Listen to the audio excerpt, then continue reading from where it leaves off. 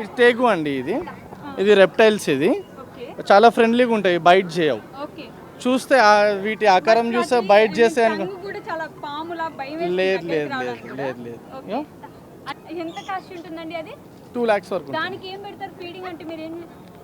మేము వీటికి మైస్ ఇస్తాము, చికెన్ ఇస్తాము, బోన్లెస్ చికెన్, మైస్. అది ఉడతలాగుండే కోత అండి. మర్మోసెట్ మంకీ అండి. ఇది మర్మోసెట్ మంకీ, కామన్ మర్మోసెట్ మంకీ. దానికి కాస్ట్ ఏమైనా ఉంటుందా? ఇది వచ్చేసి ఇప్పుడు 3 lakhs ఉంది. సింగిల్.